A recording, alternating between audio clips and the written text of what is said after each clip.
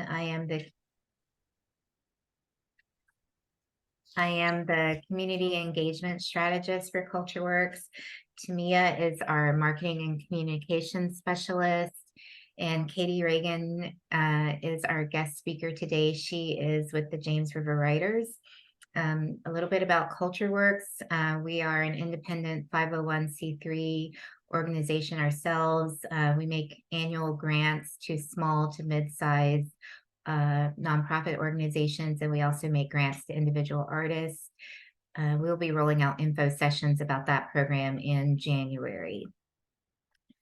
And we're also known for a month-long celebration of arts and culture called Artober every year. So hopefully you all attended some events last month. Catie-Reagan King is the membership director at James River Writers. She is a graduate of Baylor University's Learning and Organizational Change doctoral program, where her dissertation explored the role of the fine arts plays in university students' development of 21st century skills. She received an MS in Strategic Design and Management from Parsons School of Design, a BA in Theater Arts from Virginia Tech, and a Women in Leadership certificate from Cornell University. She will be your guest speaker today. We will take questions either in the chat room so that she can have the option to take them during her presentation or after. Catie-Reagan, it's all yours.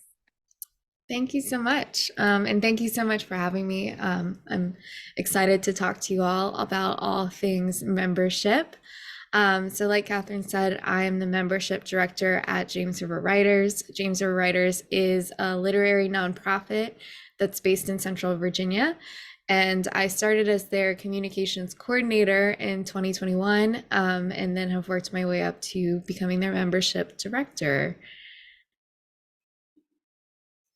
So to just kick things off, before we dive into the strategies, I think it's important for us to set the basis of understanding why memberships are just so crucial to nonprofits. It's not just about signing up supporters. Ultimately, our members are the lifeblood of the organization. They can bring things from financial stability, they build an engaged community, and they can empower us to really create change through advocacy and support. And ultimately, they are going to be what elevates the organization's impact. It's not just a label. Ultimately, it can be a catalyst for transformative change. And so I want to explore how being a part of a community can contribute to your organization's financial stability, how it can build engagement, and help strengthen the already vibrant communities that I'm sure you already have. So starting with the first pillar, looking at financial stability, why this is significant is this is what's going to ensure your sustainable growth of your organization.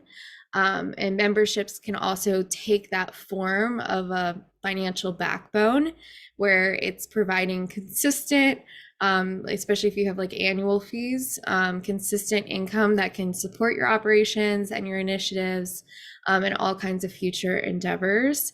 And the main benefit being that it can help enable your strategic planning and innovation, and the ability to kind of weather economic fluctuations or, God forbid, another global pandemic.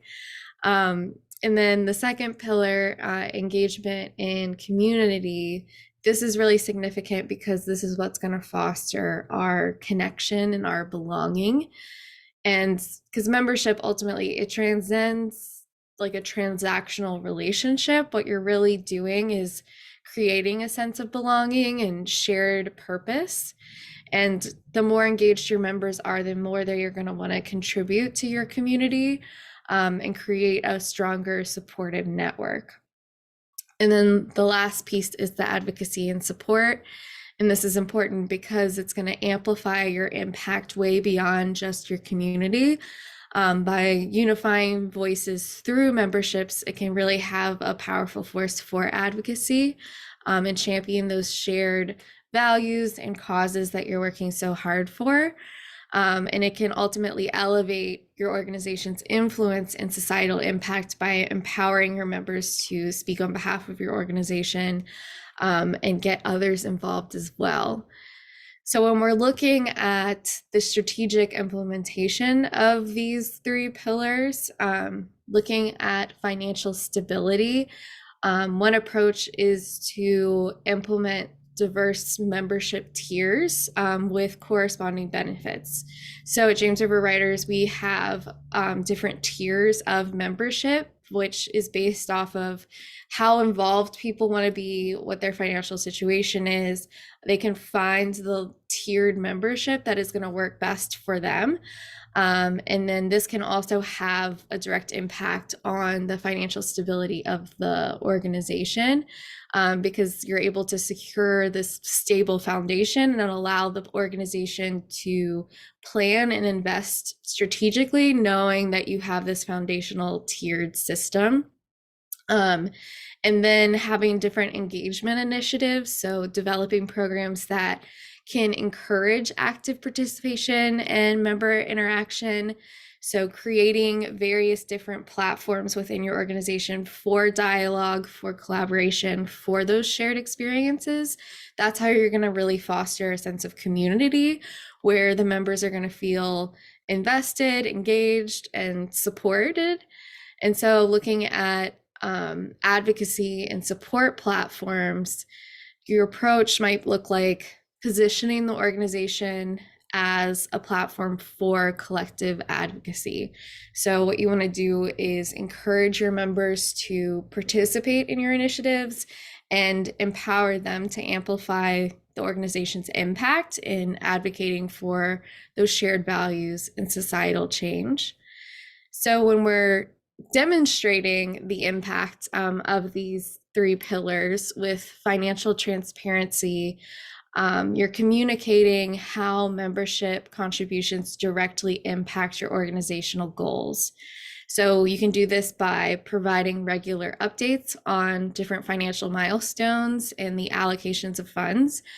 We found that being as transparent as possible, it makes our members feel like they're a part of the organization's growth. It's building the sense of trust and confidence by really showing the tangible results of the members' financial support so that they have a bit more buy-in and understanding where their dollars are actually going.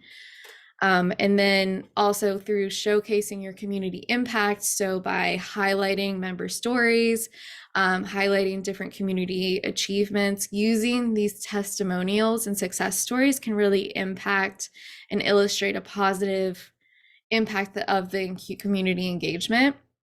And also can demonstrate that being a member goes way beyond just the benefits that are offered, that being a member is contributing to that supportive community.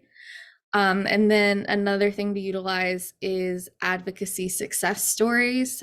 So showcase instances where collective advocacy made a tangible difference. So share success stories if it's relevant for your organization policy changes or societal impact that is a result of the organization's work.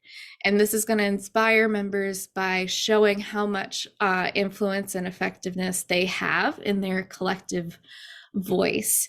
So ultimately, you want to establish memberships with purpose. So the importance of membership, it extends far beyond just the personal gains that the member can have, but showcasing it more as a dynamic force that is going to propel your financial stability, your engagement, and amplifying support. And then by creating this unified community, you can shape a future that is going to reflect those shared values and aspirations. So looking at the membership life cycle. So something that's important to understanding this life cycle is creating a seamless and enriching experience for the members in your community. So to me, there's kind of 4 stages of this cycle, which is attraction, recruitment, engagement, and retention. So starting with attraction, you want to create awareness and interest. So you can do this by leveraging strategic social media campaigns, having captivating content, and utilizing different partnerships to help amplify your message. And so, what you really want to do when implementing this is crafting a compelling narrative that's going to resonate with your specific target audience and kind of create these moments of curiosity to draw members in so that they're going to want to come to the community to learn more. The next one is recruitment. So the goal of this is transitioning interest into action, essentially. So you're going to want to implement some personalized communication. You're going to want to offer volunteer opportunities, explain those member benefits and how it can help them individually, and then funnel out to how that can have a bigger impact on the organization and community as a whole. So basically, what you're doing with recruitment is showcasing what your organization's value proposition is and what those tangible benefits are, and try to encourage those potential members to take that next step to invest in the community. The third step, engagement. So essentially, this is fostering connection and participation. So the ways that you can do this might look like hosting events, leveraging those social media interactions, building an online community in addition to your physical community, and really prioritizing collaboration in that. So you want to provide really inclusive events that promote belonging, that are going to encourage member interactions and foster those collaborations in an organic way that's not so forced. And then the impact you can have with that is deepening the sense of community, increasing involvement, and really ensuring that the members feel that they're an integral part of your organization. And then the last step is retention. So the goal here is obviously to sustain long-term commitment. And this might look like using personalized communication. So whether you're having email campaigns where you're inserting the person's actual name, just making the communication more tailored to your target audience. Using member testimonials so people can see a familiar face and see how that familiar face use the benefits, has a compelling narrative, and then that's going to what makes people connect. And then also in this communication, you're going to want to emphasize what the ongoing benefits are. If you're expanding your benefits, what exclusive offerings are available for members, and ultimately lay out what the impact of a continued membership is.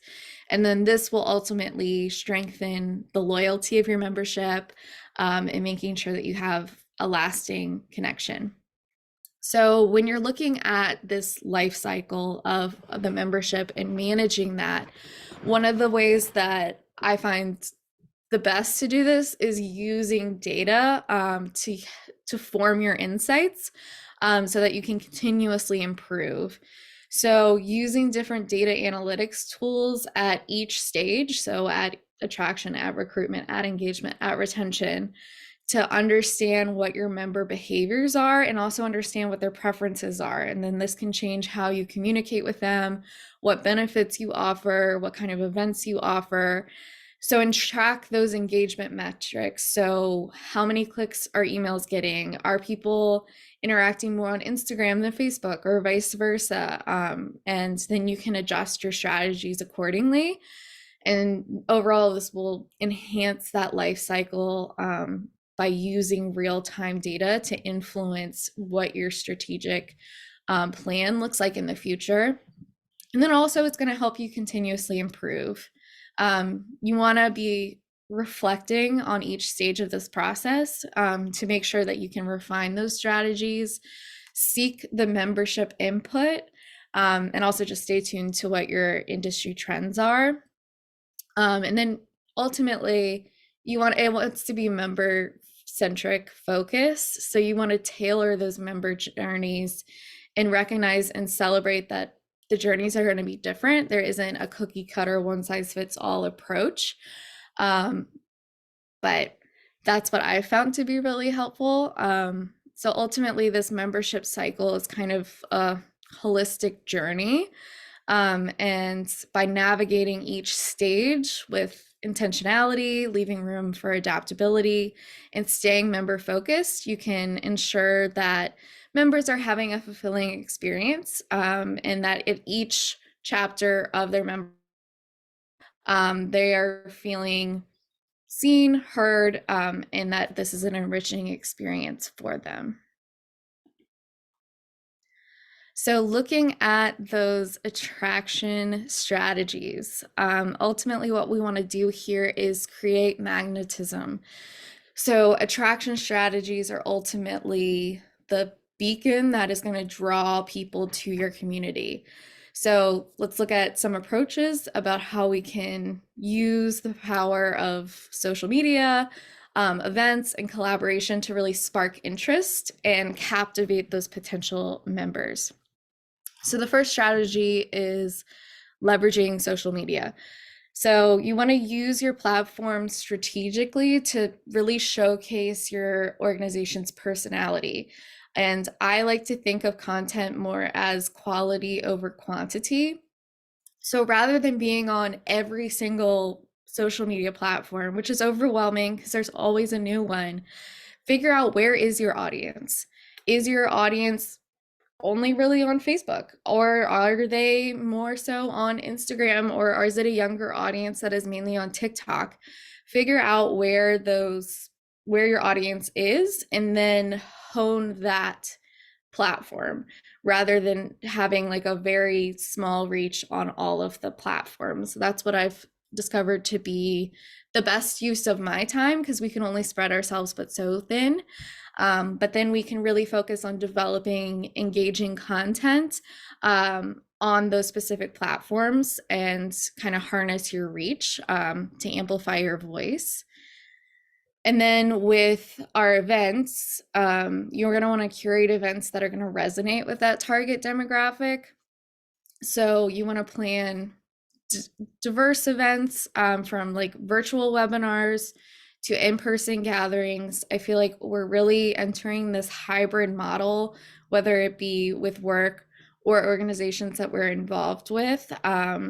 We noticed at James River Writers how during the pandemic, when we switched completely to virtual programming, our audience expanded outside of just Virginia. And so we were trying to figure out how can we keep these new members that we have while we're transitioning back to in-person gatherings. And we found that using a hybrid model where we offer every other month, we'll have an event that is online, but then we also have that in-person connection, so that it can fit into people's schedules better. I know that sometimes like a good way into James River Writers is through our virtual events, because it's a little less intimidating to log on behind a screen than it is to walk into a room of strangers. And this way we can kind of create more memorable experiences that really have a lasting impression and drive interest, and use that creativity or that curiosity that I mentioned earlier, so that they'll keep coming back.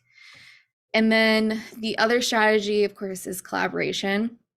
So you're going to want to look for partnerships with other like-minded organizations to kind of utilize their audience to extend your reach. So one way that we have done that in the past is, in some ways, it can just be where we host events. For example, we've hosted events at the Poe Museum. So even though we're not necessarily co-hosting the event, we're just using their space, we are able to pull from their audience as well. Or in a traditional partnership, collaborate on joint events. So working with like the Screenwriters Forum, we're able to pull from, we're both writers, but it's a bit more of a niche take. So then we can co-create content, we can tap into new audiences and expand our sphere of influence, while also having it benefit our partners, because our partners are getting access to our audience as well. So when you're looking at these three strategies, you might be wondering, like, how do I actually implement them? So with social media, my approach to this is to plan targeted campaigns across your channels, utilizing scheduling platforms like we use Hootsuite. And with those platforms, they also will gather analytics for you to try to figure out when those peak engagement times are, and how you can better optimize your content. And then with events, you're going to want to have the diverse portfolio of events. So develop your calendar that is going to cater to different interests, to different preferences, to different levels of accessibility. So incorporating those virtual and in-person events to accommodate different audience preferences and to really create a broader spectrum of appeal for making sure that you have inclusivity in your participation. And then with the collaboration with partnerships, you want to make sure that it's mutually beneficial, especially when building these partnership relationships so that they are sustainable. You want to make sure that they're getting something out of it too. So sharing each other's events, pulling from both of your resources, and leveraging those combined networks of collaborators is what's going to help you reach a wider audience. So also, you're going to want to showcase this community engagement. So highlight your social media interactions, use testimonials, encourage members to share their experiences, to tag the organization in different posts that they have, and share in that cross promotion, like work smarter, not harder. So by sharing some captivating highlights of events, create this visually appealing content that is going to really drive that energy up, enthusiasm, create curiosity about your events, and try to get more people to be curious enough to come to the next one. So basically, the sum of all these strategies is you want to be irresistible. You want to create strategies that are going to pull and draw individuals into your community. And so through your social media presence, through your events, through your collaborative initiatives, you can not only just attract, but also captivate those who are going to have those like-minded values with your mission and values. And ultimately, our ability to attract is a testament to the magnetic and inclusive nature of your already existing community. So looking at recruitment. So our effective recruitment strategies are the lifeblood of any organizational growth. So let's delve into a couple of key approaches to not only just attract new members, but continue fostering that sense of belonging. So as I mentioned before, personalized communication is really important. So you're going to want to tailor your outreach to resonate with the interests of potential members. And so you can use those data analytics to better understand what your target demographics are and what those preferences are, and create a more personalized and welcoming first impression, which is going to increase the likelihood of engagement.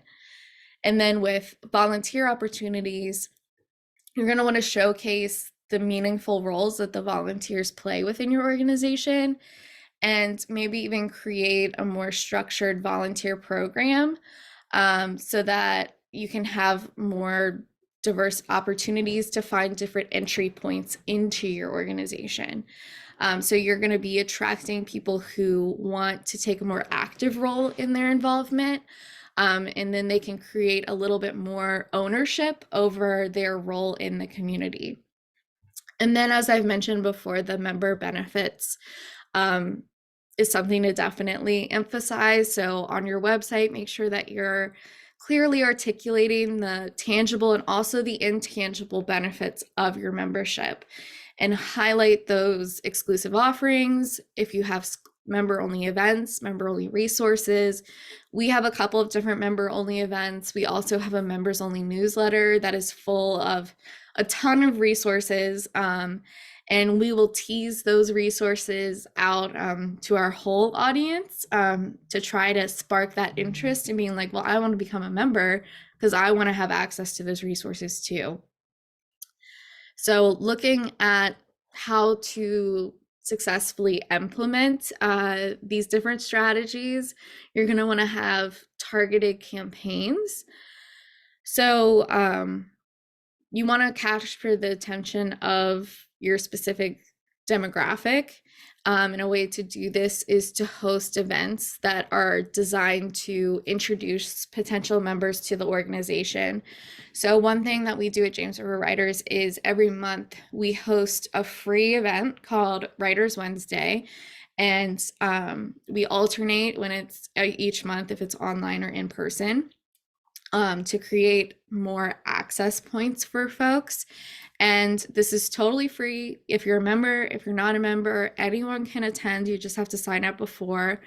And this is a great entry point for our potential members to kind of dip their toe into the organization with no real risk.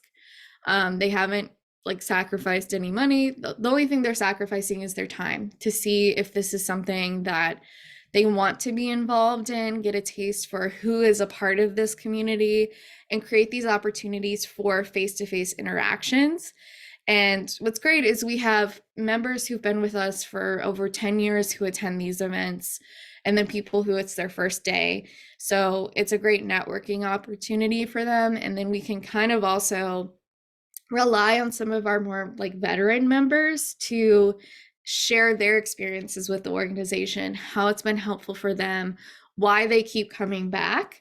And that's going to encourage those new folks to really see that we are walking the walk. With those like kind of live and in-person member testimonies and success stories. And that's what's gonna might put them over the edge to join or to at least participate in one of our paid events. And then another thing we like to do is to showcase our volunteer impact. So really highlighting what community contributions we're making as an organization. So whether that's creating volunteer spotlights in our newsletters, on our social media, we have a blog. So whether we have a guest blog post from some of our members, which gives them an opportunity to get their writing out there, to be published, to tell their story. And that's what's going to really illustrate what meaningful impact people have had on the organization. And then another thing is having a structured onboarding process for new members. So you want to be able to have either orientation sessions, a kind of welcome kit, some type of mentorship program to make sure that you have smooth integration and you're making those new members feel valued and supportive. So one thing we do is once you become a member, we will mail you a physical welcome packet that it has your member card, has a bumper sticker, has a bookmark in it, so that they really feel welcome. And then we're also going to encourage them to attend certain events where they maybe checked a box that said, I'm interested in poetry. I'll see that we have a poetry event coming up, so I might reach out to everybody who's ever checked the poetry box and be like, hey, was thinking of you. I think you'll really like this event. And then also something that has been beneficial is having more exclusive recruitment incentives. So whether that's having a limited time offer, having a discount, we will usually once a year run a membership special where it's just for a month. They can get a discount on the membership. Maybe they'll get a free tote bag. But creating these time-sensitive incentives is going to encourage those prompt signups. And usually we will time that. So for example, we just had our annual conference. And so right before and right after the conference, we will see a lot of just organic membership renewals or people becoming members. But then things start slowing down around March for us. We still have events, but nothing as big as like the excitement around the conference. So when we have, looking at our calendar, when we have those lulls, that's when we're going to run our membership like limited time offers to try to make sure that we're getting those renewals happening pretty consistently throughout the whole year. So you're not having a lag if you aren't getting as many renewals as you want. And so ultimately, the recruitment strategies are about welcoming your new faces. It's not just about the numbers, but it's about getting to know those individuals in your community.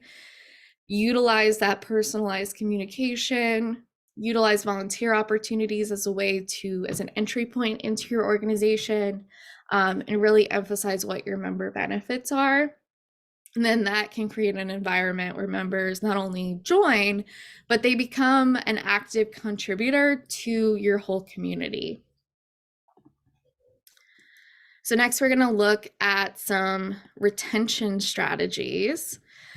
So what we're looking here for is member loyalty. And this is really the bedrock of sustaining a thriving and engaging membership community. So looking at these strategies, the first one is, as I've mentioned again and again, personalized communication. Make sure that you are utilizing segmentation to send targeted messages to members with specific interests, members with specific engagement history, because one of the detriments is when people hit that unsubscribe button. So you don't want to be inundating them with so much communication that they're like, I just get emails from you all the time. I'm going to unsubscribe to clear my inbox. So using that segmentation is going to make sure people are getting the content that is relevant to them.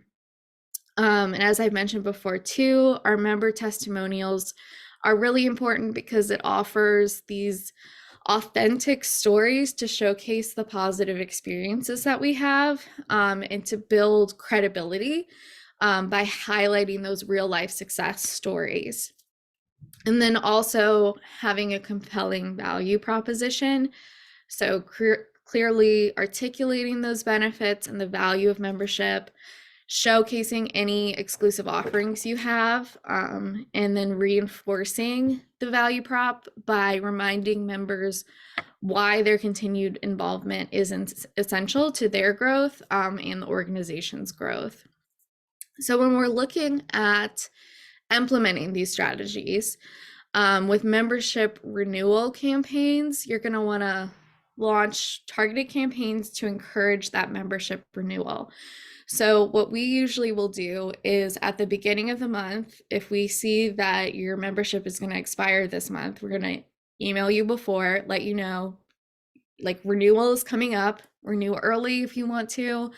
Also consider doing auto renew so you don't even have to think about renewing, and remind them of those benefits that we offer, and use those personalized messages to let people know that their individual presence is important, and it's not just about numbers, but it's about them. And also looking for feedback of being like, if you don't want to renew, we'd love to know why. What is it that we can do differently to encourage you to stay with the organization? And we'll get a lot of early renewals because of that. But if the month goes by, the person hasn't renewed, we will also send them a reminder at the end of the month, just to stay top of mind, and knowing that life gets busy and sometimes emails get buried, so they might not have seen the first one. Something that we also like to do, especially after a big event like the conference, is having engagement surveys.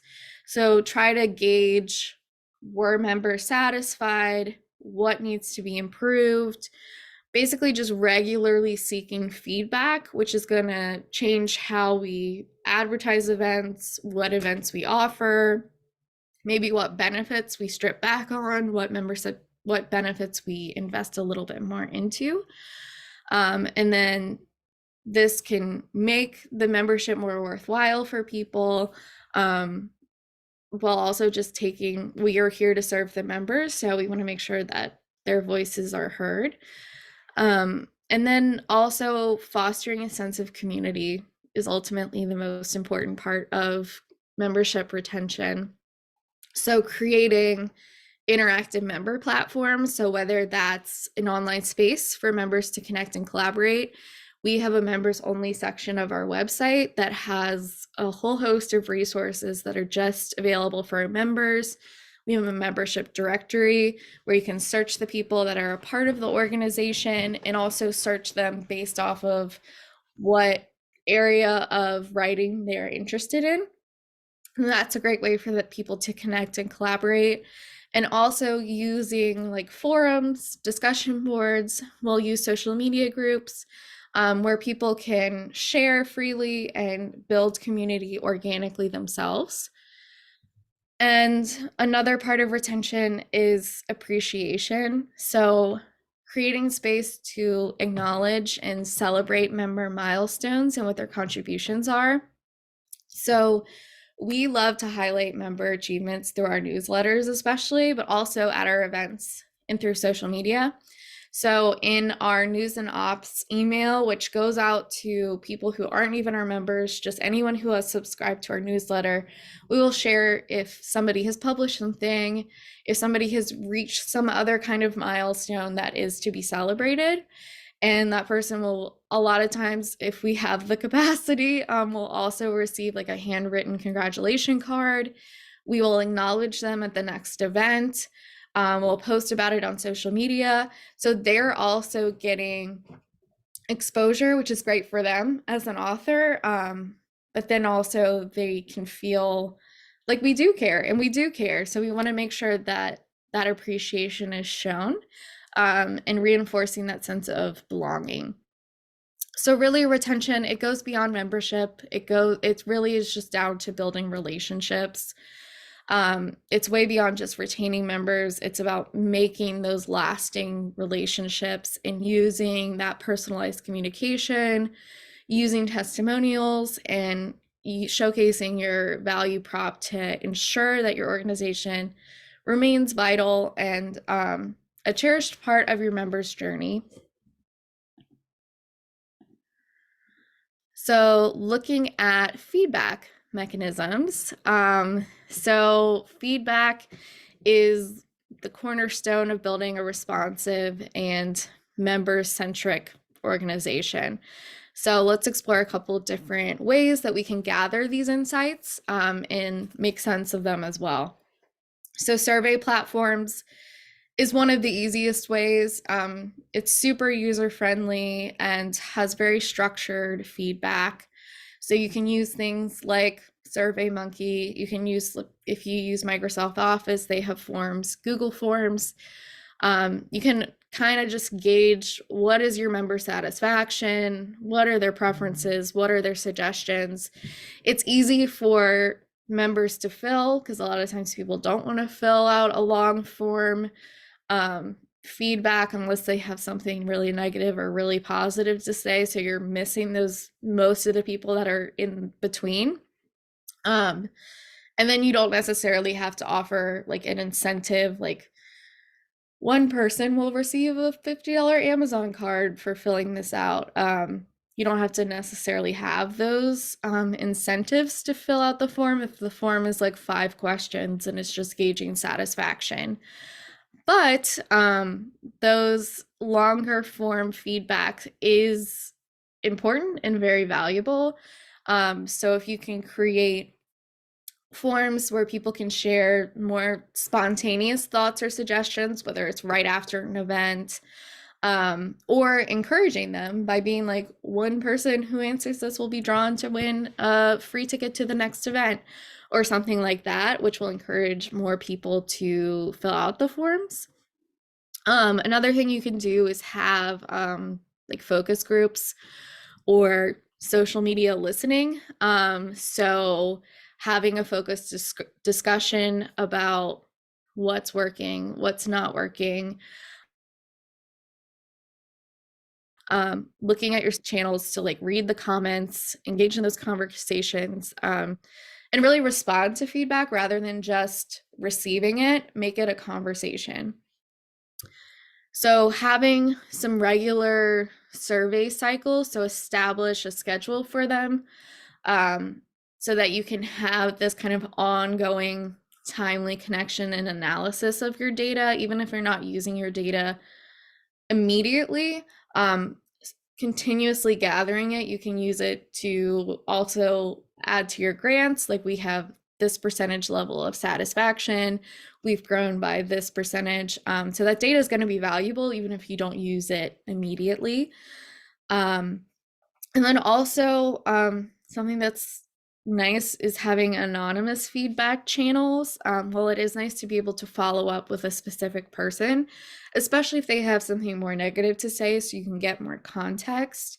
A lot of people feel safer giving that feedback more authentically if they can be anonymous. You can get a bit more candid responses and ensure that their opinion is confidential. But then also, you do want some channels where you do get a name, because that's where you can use them for member testimonials, as long as they consent to that. So how you can use this data later on. One way is with your strategic planning. So you can use the feedback into your strategic planning sessions, better align the goals of the organization with what member expectations actually are, what they actually want from the organization, and maybe you reevaluate those accordingly. And then you can also use that data to continuously improve your initiatives. So implement those changes live with the constructive feedback, or showcase your commitment to continuous improvement in response to those member suggestions. And also having transparent communication. So communicate the actions that you're going to take based off of the member feedback, and demonstrate that transparency by addressing the concerns and implementing the improvements quickly. And then you can also, these surveys can go out to members, or it can go out to just anybody who's attended your events. But it's also important to have some more member-driven initiatives. So that might look like a co-creation opportunity, so that you can solicit their input in the development of new programs or events or services.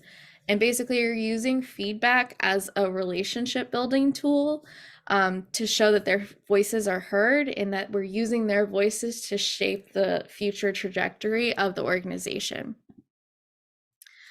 And so, like I said, I love data to use that for my decision making. So you're going to empower your growth through these insights. And we're in the era of information, so we need to just harness the power of data, lean into that a little bit more, and use these analytics tools. A lot of times we don't really have to do anything. We can just utilize different tools that will give us the data to understand, like, what are our member demographics, what are our engagement patterns, what are these preferences, to better understand that membership life cycle and identify key touch points where maybe we're not having as high conversion, or maybe there's more areas of improvement, or what's really working and how can we segment that into other areas of that membership life cycle. And then also use the data as a predictive modeling tool to forecast what the member trends are going to be like in the future, and then offer a more personalized membership experience, optimize those engagement platforms, and it can really help with benchmarking and goal setting. So overcoming challenges, if we learned anything from the pandemic, there's a lot of unexpected challenges that are going to come when it comes to building your membership. The biggest hurdle is generally budget constraints, so having limited financial resources. So you're going to want to prioritize high impact, cost-effective initiatives. Utilize your members to help recruit. With member attrition, if there's a natural ebb and flow of membership retention, and so you're going to want to create as many robust member engagement and retention programs, enhance your communication, and look at the competition. The market is really saturated with competition, and understand how that looks like in your industry or your sector, and maybe utilize that as partner with them, understand that competitive analysis. What are they doing that's working that you're not doing, and how can you change that? And that's something that I found to be very helpful.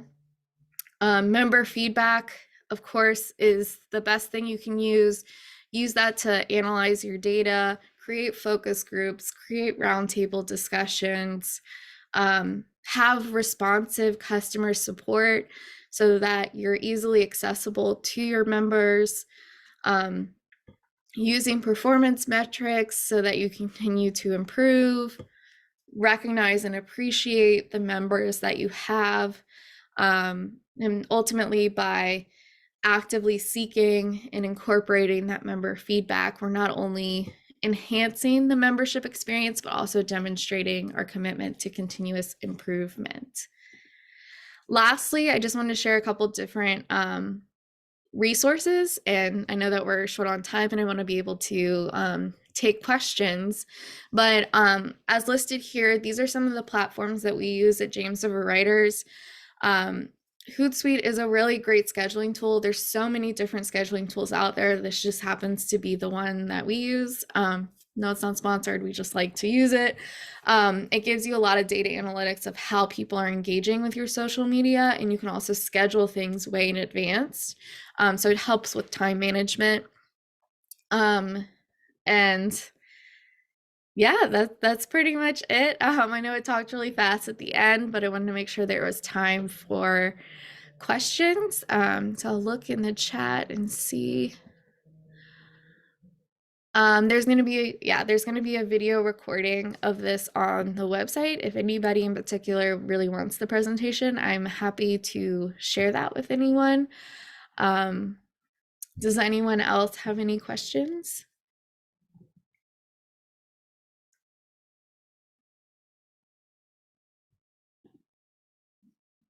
It's totally okay if not. But you're happy to reach out to me at membership@jamesriverwriters.org. I'll put that in the chat. And I'm happy to help with anything. If maybe you want to partner or collaborate in any way, or if you just want a little more information about what I've talked about today, I'm happy to share that and connect with you all, because we need to lean on each other. We don't have to be siloed and alone in trying to figure this out. I've learned a lot of this from other people in organizations. So yeah, thank you all. Chris said your presentation was so thorough, she doesn't have any questions. Oh, well, thank you.